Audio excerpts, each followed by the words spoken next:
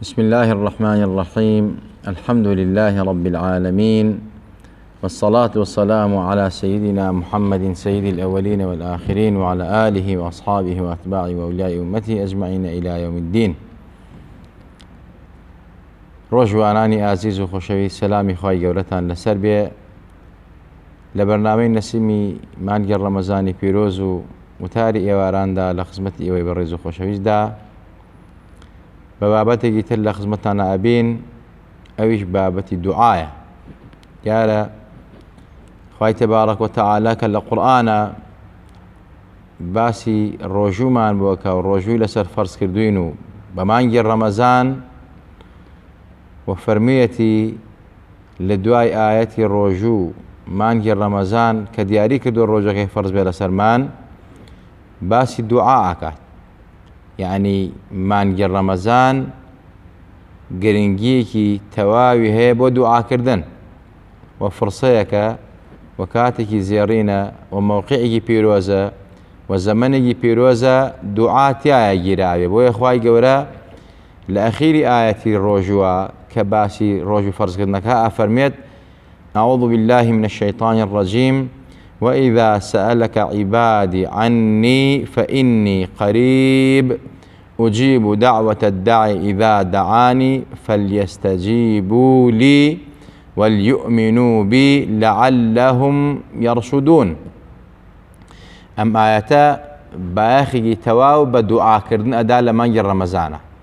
دوعا هەموو کات و سادێک پێویستە ئینسانی مسلمان دەم بە دوعا بێت، قەت وا خۆی دەرنەکا کە محتاجی بە دوعا نییە. مەهما کان خوای تەبارەک و تەعالا سیحەت و عافێتی پێدابێت، دەسەڵات و پارە و پوڵی پێدابێت، پلە و مەنسەبی پێدابێت، لە هەر پۆست و پلەیەکا بی، لە هەر خۆشگوزەران و ناز و نیمەتێکا بی، تۆ لەو کات و ساتە لە هەموو کات زیاتر محتاجی بە دوعا و ڕەحمەتی پەروەردگارێت. بۆ مانەوەی دەسەڵات و کورسی و بۆ بەردەوامی سیحەت و عافێت و خۆشگوزەرانی و پێویست بە دوعا هەیە. ئەمە تاقیکردن و ئیختیباری پەروەردگارە. وەک چۆن کاتێک کە نەخۆشیت، زەلیلیت، فەقیریت، هەژاریت، نەداریت، بەڵا بەسەرتا هاتۆ دوعا ئەکەیت و ئەپاڕێتەوە، لەو کات و ساتانەیش لە هەموو کات و زیاتر پێویستە بە دوعایە. بۆیە دوعا لە مانگی ڕەمەزانە گرنگی و بایەخی خۆی هەیە. وخوای تەبارەک چەند ئایەتی ترا ئاماژە بە گرنگی دوعا دات. وقال ربكم ادعوني استجب لكم. خوا ئەفەرمێت ئێوە دوعا بکەن، بپاڕێنەوە، داوا بکەن، دڵنیا بە وەڵامتانە بێت. بەڕاستی دوعاکردن عیبادەتێکی گەورەیە، چونکە ئینسان لە دوعاکردنە خۆی لەو پەڕی زەلیلی ئابێنێتە لە حوزوری پەروەردگارە، ئەو پەڕی خوشوع ئەبێ بۆ پەروەردگار، خۆی زەلیل ئەکا، خۆی داماوەکە، خۆی بە عەبدێکی زەعیفی لاواز ئەزانێ لە حوزوری زاتی حەق تەعالادا. بۆیە خوا دوعای زۆر پێخۆشە. بۆیە بەڕاستی دوعاکردن عیبادەتێکی گەورەیە و پێغەمبەر ئەفەرمێ ئەدوعا مۆخ العیبادەت. دوعا کاکڵەی عیبادەتە، ناوەڕۆکی عیبادەتە. جا خۆشەویستان و ئازیزان، مانگی ڕەمەزانیش بەڵێ ڕۆژەکەی فەرزە، بەڵێ قیامەکەی سونەتە، بەڵێ پڕ لە تەجەلیاتە، بەڵام یەکێک لەو تەجەلیاتانە کە دەستی ئینسان کەوێت لەو نەفەحات ڕەمەزان بە دوعا دەست دەکەوێت. چۆن هەموو کات و ساتێک پێویستە تۆ دوعا بکەی، دوعاکان خوا قبوڵی ئەکا، لە پێش نوێژ، لە دوای نوێژ، لە ناو نوێژ کە خۆی هەمووی دوعایە. مەسەڵەن لە سەفەرە، لە غەیری سەفەرە، ئەمان هەمووی مەوقعی دوعایە. مانگی ڕەمەزان ئەو مەوسیمەیە کە بۆ دوعا زۆر پیرۆز و مبارەکە. وەکو چۆن ڕۆژەکەی خێرێکی زۆر گەورەی تایە و سەدەقە و چاکە یەک بە 700 زیاتر و باشتریش، بە هەمان شێوە دوعاکەیشی بەڕاستی زووتر ئینسان بە تەمای قبوڵبوونێتی و ڕەجای قبوڵبوونی زیاترە، چونکە مەوقع و زەمانێکی پیرۆزە. ئینسان قەت خۆی وا پیشان نەدا کە بێ احتیاجە لە پەروەردگار. هەمومان هەمیشە و دائیم وەکو ئەرزم کردن لە هەر پۆست و پلەیەکا بین، لە هەر دەسەڵاتێکا بین، هەمیشە محتاجین بە دوعا. بۆ ئەوەی خوای گەورە لئن شكرتم لأزيدنكم. دعاء خوي عبادته برشيكي زور قوريه كتو دعاءكي يعني دعاءكي خوا أو نازو نعمتك بو زيادك أما الشكري پروردگاره أما سپاس گزاره كتو لهر حالك بي أم دعاءك يعني سپاس گزاره بي كسپاس گزاره خوا بو زيادك أخو شويستان كواتا مانجي رمضان وك مانجي روجوا وك مانجي تراويحة وك مانجي ذكرى وك مانجي قرآن وك مانجي خير وخيراته مانجي دعايشة جا خوش شويستان دعاء زور بكن زور بارن لخوا بو خير وخوشي خوتان لدنيا ولقيامة أخوا بتان داته بو محافظة بو باراستن بو معنوي ناز ونعمت بو خير وخوشي خوتان وخانواده ومعلوم من دالتان وخاك ولات ونشتماتان دعاء بيغمري خوا فرميت لا يرد القضاء إلا الدعاء يشتق بلا ردناكاته إلا دعاء نبي أو دعاء لقلب الله مصيبته نخوشونا خوشكانا لعالمي مثالا لعالمي أرواحا أبي بجن أبي بشر لقلها أم دعاء براستي أو بلا أداب عرزاو لكولتي أكاتوا للدور أخاتوا بلا بهيشتك لا ناس بدعاء نبي بخير وبصدقة نبي شنو خير وصدقة وشي دعاء لقلها بويا براسي دعاء خلغانك وقصرك بولاينا بو إنسان بو مسلمان بو إيمان داران كبلاو مصيبتي لدور خاتوا خير وخوشكاني بو زيادك خوش بيستان دجرنو جارك كان عبد الله كري مبارك كبياوكي مبارك بو براسي بياوكي عظيم بو صالح حجي أكر صالح جهاد أكر دائما دسي لخير أبو زور دعاء أكر چونك أواني أهل عرفان وخوانا أسانا دائما تشاو بفرميسكو دم بذكر ودم بدعان هميشه خويان زليل كردو لعذوري پروردگارا بويا عبدي راستقيني پروردگارن عبد الله كري عمر فرمي جاري كان لما زقوتا نيوش أكن بجماعات إمامك كان نيوشك التواوكا حزتي عبد الله كري مبارك بياوك لپنايتي كإمام سلامي نيوشي دا وأم بياوه الله سيو الرابة بله حزتي عبد الله أكابا كراسكا ورائك شو داني هنا فرميت محتاج بدعانيت تو محتاج بخوانيت بؤوان دبلا أكي وقت دنياك بحسابي خود أيويت مالو من الله كي نبرن لبرساه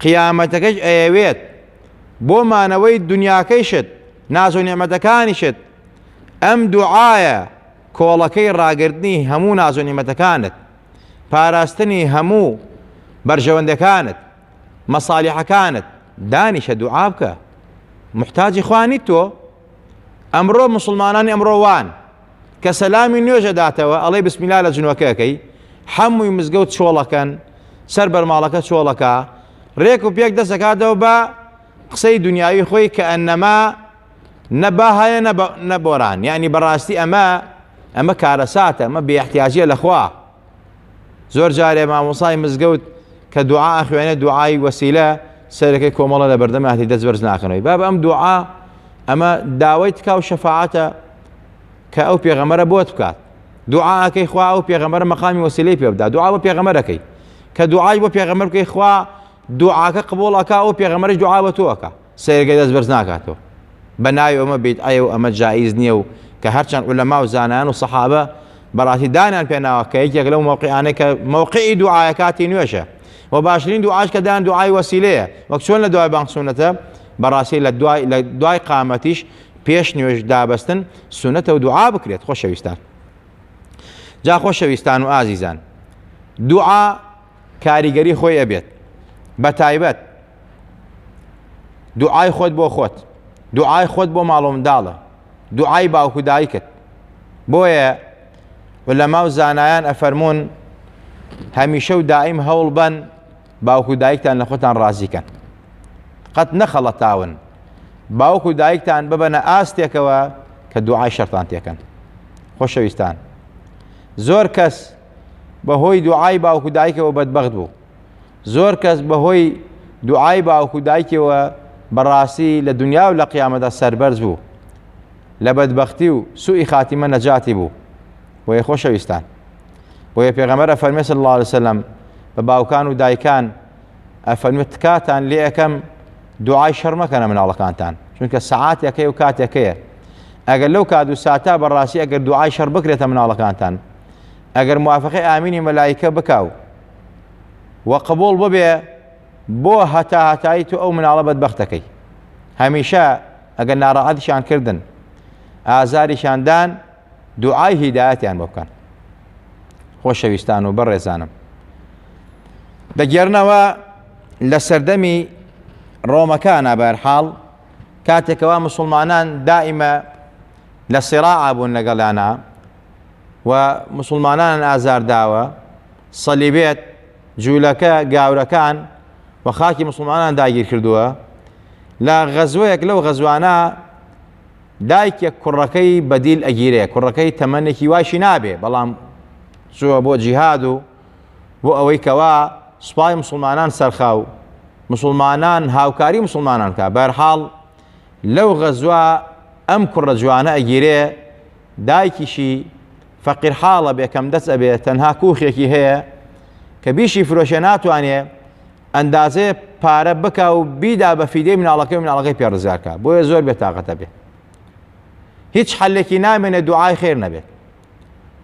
هەموو لایەکمان ئەزانین دایک بەڕاستی بۆیە پاداشتی دایک لای خوا لە باوکی زیاترە، چونکە هەمیشە و دائیم ئەوەندەی ئەو ناڕەحەت ئەبێ بۆ منداڵەکانی، باوک و باقی کەسەکانی بۆ شێوازە نین بۆ منداڵەکانی خۆیان. باوکش ناڕەحەت ئەبێ، بەڵام وەکو دایک نییە. ئەم دایکە زۆر ناڕەحەت ئەبێ، بەڕاستی قەراری لێ هەڵەگیرێ، ژیانی لێ تاڵ ئەبێ، خەو خۆراکی نامێنێ، هەمیشە دائیم دوعاکە. ئەگا بە هەر مسلمانێک پەنای بۆ ئەبا، دوعای خێری بۆ بکەن، کوڕەکەم گیراوە. ئیتر وەکو هەموو دایەکان لە کاتێکە بەڵایە بەسەر منداڵەکانە دێ، ئۆقرەیان لێ ئەبڕێت. دەگا بە پیاوێکی ڕیسپی ساڵحی خواناسی تەقی و نەقی، ئەڵێ توخوا دوعا بۆ کوڕەکەم بکە لە مەغریبانێکی درەنگە. ئەم پیاوە ساڵحەش دیارە هەیەک بە لە سالیحان و خواناسان و پیاوچاکان لەبەر دڵێ مافرەتە کە ئاوا ژیانی تاڵ بوو لە تاو مناڵەکەیە، سەرێ بەرز ئەکاتەوە کۆمەڵی وشە لە دەمی وەڵێ و کەس لێ حاڵی نابێ، بەڵام دیارە دوعا ئەکات. بەهەرحاڵ پاش ماوەیە کوڕەکەی بەر ئەبێت، کە کوڕەکەی بەر ئەبێ، کوڕەکە کە گەڕێتەوە بە لای دایکی، باسی دیمەنی بەربوونەکەی و ڕزگاربوونەکەی بۆ دایکێکە. ئەڵێ دایکە من زۆر عەجیبم لێ هاتووە لە بەربوونی خۆم. ئەڵێ ڕۆڵە چۆنین بەربووی، چۆن بەریان دای، خۆ ئێمە پارەمان نەدایە بۆ ڕزگار بوون. ئەڵێ دایکە گیان، ئێمە کە گیراین چونکە گەنج بووین و مناڵوین، کردینان بە خزمەتکاری ماڵی یەکێک لە پاشەکانی ڕۆم. خزمەتی باخچەکانیان کرد بە زنجیری دەستمان و قاچمانەوە، ئێواران ئایان بردینەوە بۆ سجنی خۆمان و ئیتر بە ڕۆژی کاری باخچە ماخچەیان پێکردین. ڕۆژە لە ئێوارانێکی درەنگە من زنجیرەکانی دەست و قاچم کراوە، هی برادەرەکانم نەکراوە، بەڵام هی من کراوە. بەڕاستی کابرای حەرەس و پۆلیس هاتووتی ئەمە چۆن کراوەتەوە؟ خۆت شکاندوتم نەوەڵا خۆم نەمشکاندەوە، هەر خۆی شکاوە و کراوەتەوە. زۆر عەجیبیانیاوە، چونکە ئەم کوڕە توانا و قۆ هێزێکی نییە بتوانێت ئەم زنجیرانە بچرێنە و بیشکێنێت، خۆی بەرداو خۆی ڕزگارکە. تیان ئیلا شتێک ڕوویاوە. بانگیان کردە بە قەشە و مالمەکانیان، ئەوانە لە دیرەکانی خۆیان شارەزا بوون. باشە ئەم حاڵەکاتە هاتەوە سەر ئەم کوڕا، کەسیش نەیشکاندەوە، کەسیش نەیکردێتەوە، خۆی شکاوە. قەشەکان دیارە شارەزایەکیان هەبووە، ئەوان لە دینی خۆیانە بەڕاستی شارەزایان هەیە، و لە دین ئێمە چۆن بەڕاستی پێویستە باوکو دایک دوعای چاک بۆ ماڵ و مناڵ بکەن. لە دینەکانی تری دینی سماویشە باوکو دایک ڕێزی تایبەتیان هەیە و پێویستە دائیمە خەمخۆری مناڵەکانی خۆیان من دوعای خێران بۆ بکەن، و دوعای باوکو دایک لای ئەوانیش خوا تێگەیاندوون بۆی ناردوون کە زۆر گەورەیە. یەکێک لە قەشەکان وتی گەنجە جوانەکە تۆ دایکت باوکت ماوە؟ وتی باوکم نەماوە، بەڵام دایکم ماوە. ئەم قەشە وتی ئەم بەربوونی تۆ، ڕزگاربوونی تۆ و شکاندنی ئەم کۆت و زنجیرە لەدەستا، ئەمە دوعای دایکت و بەرەکەتی دوعای دایکتە. خوا ڕزگاری کردی بە دوعای دایک، بەخوا ئەمەش ڕزگار دەکەین. ئەڵێ هێنامەنە سەر سنوور و بەرەڵایان کردم. دایکشی وتی ئەمە لە چ کات و سادەکە بوو بالضەبط؟ پرسی لە نزیکی مەغریبا بوو. ڕێک موافقی ئەو کاتە بوو کە دایکی دوعای کرد و تەکلیفی کرد لەو پیرە پیاوە دوعای بۆ بکاو. ئەوی دەمی جوڵاند و سەیرێکی ئاسمانی کرد و فەرمی ئیشەڵا کوڕەکە بەرە بێ. یعنی لەو کات و ساتە ئەوان دوعایان کرد، ئەو دوعا بوو بە بڕەر و شکێنەری کۆت و زنجیرەکەی و ڕزگاری کرد. بۆیە دوعای دایک زۆر کاریگەری هەیە، دوعای باوک زۆر کاریگەری هەیە. بە هەمان شێوە هی مناڵ باوک و دایک کاریگەری هەیە. خۆشەویستان، دوعا پەرشتێکی زۆر زۆر گەورەیە. بۆیە لە مانگی ڕەمەزانە خوای تەبارەک وتەعالا ئەفەرمێت عەبدەکانم ئەگەر داوا لە من بکەن بەڕاستی من نزیکم لێیانەوە، دوعاکانیان قبوڵ ئەکەم، یم بەدەمیانەوە. با ئەوان دوعا بکەن، با ئەوان داوا بکەن، با ئەوان ئیمانیان بە من هەبێ، بەڕاستی ڕجاوە بە دوعا و بە نزاکانیان بەختەوەری دنیا و قیامەت بن، ڕەشید بن و سەعید بن و بەختەوەر بن و بەڕەحمەت بن. یا خۆشەویستان،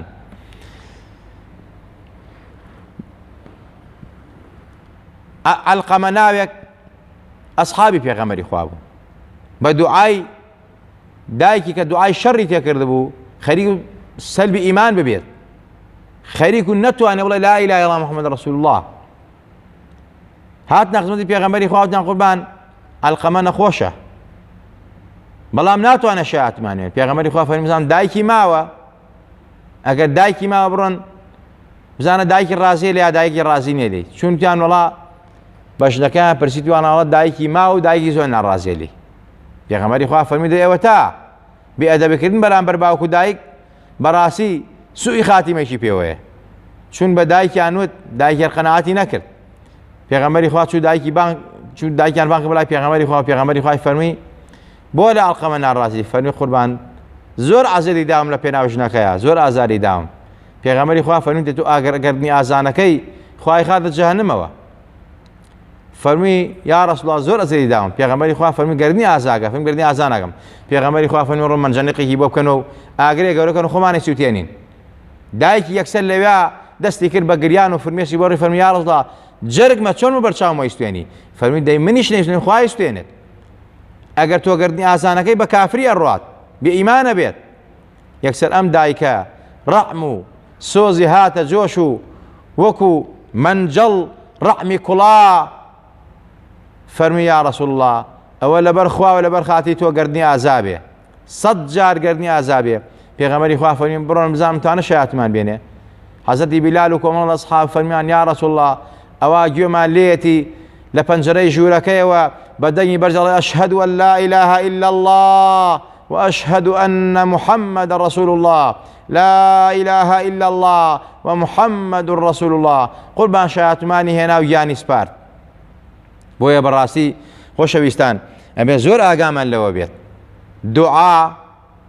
دوعای باوک و دایک دەگەڕنەوە لەو چیرۆکە واقعیانە کە باسی واقع و ژیانی خەڵکیەکە. ئەڵێن کابرایەک گەنجێکی تەمەن 20 ساڵ سایەقی شاحینە بوو، بە شاحینەکەی وەرگەڕا سوبحان الله ملی پەڕی. پۆلیسی هات و شۆیشکەوە چوونە سەری ئەزانن شاحینە وەرگەڕاوە و سایەقی سیارە ملی پەڕی و گەنجێکی تەمەن 20 ساڵە و سەیری موبایل و سەیری شتەکانی ئەکەن ئەزانن ڕقەمی ماڵۆی تایە و ئێشتا زەواجی نەکردو و ڕقەمی دایکی لەسەرە. تەلەفۆن بۆ دایکەکەن ئەڵێن کوڕەکەت تووشی حادیسە بووە و وەزئی باشە بێ ئیشاڵڵا، نەیانوت مردووە، وەزئی باشە بێ ئیشاڵڵا و دوعای خێری بۆ بکە. ئەم دایکەش ئەم کوڕەوەنە ئازاری دابوو لە وەڵامەوتی یا ڕەبی ملی بەپەڕین بچێ و لە ناو بچێ و لە کۆڵم بێتەوە. پۆلیسی هاتو شۆش وتی دایکە گیان وەڵا دوعاکە گیرا بووە کوڕەکەت مردووە ملی پەڕیوە. ئەها چەند خەتەرە ئازاردانی دایک و باوک و هەروەها دوعای شەڕکردن لە ئەولادیان. بۆیە خۆشەویستان و ئازیزان قەت کارێک مەکەن بەڕاستی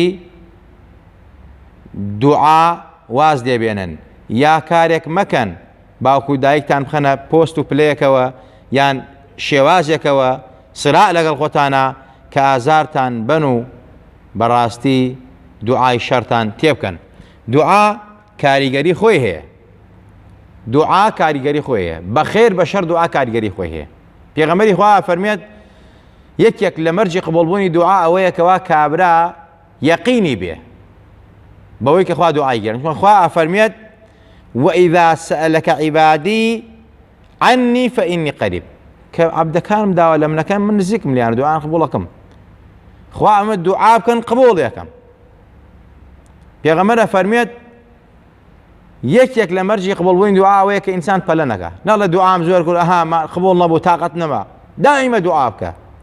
چونکە فەرمێت دوعا بەڕاستی ئەگەر خۆی بۆ خۆی ئینسان کە زۆری کرد و دوعاکانی لە دنیا قبوڵ نەبوو، خوای تەبارەک سێ پلەی داوە دوعا، یان ئەو دوعاتە بۆ قبوڵەکە لە دنیا ئاواتەکانت هەدی، یا ئیکاتە کەفارەتی گوناه و تاوان و لە ڕۆژی قیامەتە کەفارەتی گوناه و تاوان و ڕەفعی دەرەجاتە بۆت، یان دەفعی بەڵا و موسیبەت.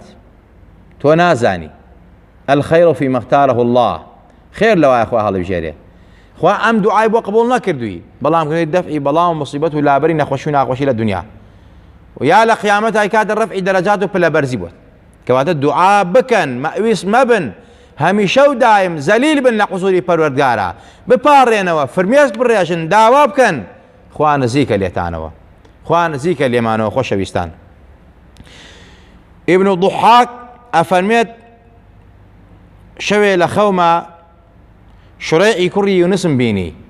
شوڕێعی کوڕی یونس پیاوێکی ساڵح و تەقی و نەقی بوو، عالم و زانا و پیاوێکی نەجیب بوو. ئەفەرمێ وتمان قوربان خوای گەورە چی کرد لەگەڵ تا کە تۆ وەفاتی کرد و چوویتە شوێنی حەقی خۆت؟ فەرمی چیت ئەرزکەم؟ خوا لێم خۆش بوو و قەستێکی پێبەخشیم لە تەنیشت محەممەدی کوڕی بەشیردا کە ئەوی پیاوێکی ساڵح و زانا بوو. ئیبن ضحاک ئەفەرمی وتم قوربان خۆ تۆ شوڕەیعیت پیاوێکی عەزیم و گەورە بووی، عالم و زانا و تەقی و نەقی بووی، زۆر زۆر لە محەممەدی کوڕی بەشیر گەورەتر بووی لە پۆست و پلا، لە تەقوا و ئەمانە بەزایر کە ئێمە ئەمان زانی. فەرمی وا مەڵێن، وا مەڵێن خوا لە پەنا ئەوە قەسێکی بە من بەخشی، ئەو زۆر لە من مبارەکتر و گەورەترە. ئەزانن بۆ؟ وتمان بۆ قوربان. فەرمی چونکە ئەو هەمیشە دوعا بۆ مسلمانان ئەکا و لە دوعاکانی ئەیفەرموو خوایە لە مسلمانان خۆش بە، لە پیاوان و ژنانی مسلمانان خۆش بە، بەڵام موسیبەتیان لێ دوور خەرەوە، ناموسیان پارێزراوکە، ڕزق و ڕۆزی حەڵاڵیان بە، عیززەتیان پێ بەخشە، ئیمانیان سەلامەتکە، ئیسڵاحی حاڵیان کە. بەم شێوازە ئەو هەمیشە دوعای بۆ مسلمانانە کرد. بۆیە ئەو مەرتەبە ئەو دوعاکردنە کە بۆ خۆی نەبوو بۆ مسلمانان بوو، بەڕاستی خوای گەورە پلە و پایی لە زۆر کەس بەرزتر کردێتەوە، لە منیش بەرزترە، بەهۆی ئەوە کە ئەو بۆ خۆی نەبووە، دوعای هەمیشە بۆ مسلمانە کردووە. هەرچەند تۆ هەر دوعا بۆ هەر مسلمانە بکەی، پێغەمبەری خوا فریشتەیەکی دانابنێ و بۆ تۆیش کە تۆڵەی خوایە ڕزق و ڕۆزی فڵانە کەس بێ، خوا لە فڵانە کەس خۆش بە، خوایە نەخۆشی فڵانە کەس شیفا بە، خوا یارمەتی فڵانە کەس بە، لە هەژاری ڕزگاری کە، بیخە ساحەبی خانەی خۆیت لە کرێچەتی ڕزگاری کە، یا ڕەبی خوا شیفای نەخۆشەکەی بی، خوا فریشتەیەکی داناوە ئامین ئەکا بە دوعاکەی تۆ. فەرمێ وەلەکە میثلەک وەلەکە میثلەک وەلەکە میثلەک، بۆ تۆش بە هەمان شێوە، خوا بیدەی بە ئەویش، خوا بیدەی بە ئەویش، ئامین بۆ هەردووکیان. ئەمە ئەو مەسەلەی کە ئەو مسلمانانی کەوا دوعا بۆ خۆیان دەکەن و بۆ غەیری خۆیشان دەکەن. کەواتە تۆی مسلمان و تۆ ئیماندار لە مانگی ڕەمەزانای، مانگی مناجاتە، مانگی لیقایە، مانگی دەستکەوتن و توێش و پڕکردن لە عیبادەت و لە دوعا، مانگی دوعایە، مانگی نزا و پارانەوەیە، ئەو مانگەیەکەوە دوعاکان تیا گیرا بێت، چونکە خوا لە ئەخیری ئاەتی سەومەوە باسی ئەوەیە کە ئەفەرمێت زۆر دوعا بکەن، زۆر بپارێنەوە، مەویس مەبن، مەویس بوون لە ڕەحمەتی خوا کوفرە، وەکو ئاماژەمان پێکرد لە وتارەکانی ترا. کەواتە یەکێک لە گرنگی مانگی ڕەمەزان و یەکێک لە پیرۆزی مانگی ڕەمەزان و یەکێک لەو شتانەی کەوا ئینسان لە دنیا و لە قیامەتدا سەربەرز ئەکا، لە مانگی ڕەمەزانە فرسەتەوە بۆ تۆ هاتووە کاتێکی زێڕینە زەمانێکی پیرۆزە دوعاکردنە چەند تەراویحی تیاکەی ئەوەندە زیاتر دوعای تیا بکە چەند قورئانی تیا خوێنی ئەوەندەیش دوعای تیا بکە یا زیاتر دوعای تیا بکە هەمیشە و دائیم کە نوێژت کرد دوای نوێژ دوعا بکە پێش نوێژ دوعا بکە هایتە مزگەوت چوویتە دەر لە مزگەوت بەدەم ڕێگاوە بە دانیشتنەوە پێش خەوتن دوای خەوتن پێش نان خواردن دوای نان خواردن لە خۆشی و ناخۆشیە هەمیشە دەم بە ذکر و دەم بە دوعا بە خوای گەورە لە هەموو لایەکمان خۆش بێ لە هەموو لایەکمان ڕازی بێ خوای تاعات و عیبادەت و ڕۆژی مانگی ڕەمەزانمان لێ قبوڵ کەی دوعاکانمان لێ قبوڵ کەی لە خۆمان و باوکو دایکمان خۆش بی ئیسلاحی حاڵی خۆمان و خانەوادە و ماڵۆم داڵمان کەی یا ڕەبی خۆیان بەرەکات و ڕەحمات و نەفحاتی خۆت برژێنە بەسەرمانە دڵ و دەروونمان نورانی کە بە نوری معریفەتی خۆت و پێغەمبەر و صالیحین و پیاوچاکان یا ڕەبی خوایان بە ئیمان ومان ژێنە بە ئیمان ومان بێنە بە ئیمان و زیندومان کەرەوە ئیسلاحی حاڵی یا ڕەبی خوایە هەموو مەشاکیلەکانمان چارەسەر کە یا ڕەبی خوایە ڕزقی هەموو لایەکمان بە ڕزق و ڕۆزی حەڵاڵی هەموو لایەکمان بە یارمەتی فەقیر و شارەکانمان بە یا ڕەبی خوای گیان دڵی دەوڵەمەکانمان زیاتر گوشاد کە زیاتر فراوان کە هاوکاری فەقیر و ژار و نەدارەکان کەن یا ڕەبی خوای سەبر و سەباتمان زیاتر پێبەخشی یا ڕەبی خوای گیان سەبر و سەباتمان پێبەخشی لەسەر تاعات لەسەر عیبادەت لەسەر گوێڕایی خۆت و پێغەمبەرەکەت صلی الله علیه وسلم موفقمان کە یارمەتیمان بدەی بۆ قورئان خوێندن بۆ زیکری تۆ بە یادی تۆ بۆ دوعاکردن هەمیشە دەم بە دوعا و دەم بە زیکر بین یا ڕەبی خوای تۆیش بە گەورەی خۆت فەرمووتە وعدی تۆ ڕاستە دوعا بکەن من لە بەندەکان وە نزیکم دوعاکانیان قبوڵ دەکەم خوای دەست بۆ لای تۆ بەرزەکەینەوە داوا هەر لە تۆ ئەکەین یا الله یا الله یا الله دوعاکانمان قبوڵ کە مانگەن بە مەست و مەرامی خۆمان بە مەقسوودی خۆمان یا ڕەبی خوای گیان لێتە پارڕینەوە لە قیامەتشا سەربەرزمان کەی لەگەڵ پێغەمبەران و صالیحان و پیاوچەکانە حەشرمان کەی بەدەستی مبارەکی پێغەمبەر ئاوی کەوسەرمان بیتێ یا ڕەبی خوای گیان خۆمان و خانەوادە و ماڵ و منداڵ و خاک وڵات و نیشتمانمان پارێزاو کە لە هەموو قاتی و گرانی و نەخۆشی و ناخۆشی و بەڵا و مصیبەت و کوفر و ئیلحادێک ئەوانەی کەوا ئەهلی کوفر و ئیلحادن ئەهلی فەسادن لا یەزال و بەردەوامن لەسەری خوای دوعای هیدایەتیان بکەین خوای هیدایەتیان بی خوای هیدایەتیان بی خوای لەسەر کوفر و ئیلحاد و فەساد نەیان ژێنی پەروەردەیان نەکەی یا ڕەبی خوای بە دووریان کەی یا ڕەبی خوای عەقڵ و معریفەتیان بەرێ بێنەوە بە خۆیانە واز لە تاوان و مەقسەد و گونا بێنن یا ڕەبی خوای گیان یارمەتی ئێمەش ئیستیقامی بەێمە بەخشی آمين آمين أقول قولي هذا وأستغفر الله لي ولكم ولسائر المسلمين والسلام عليكم ورحمة الله وبركاته.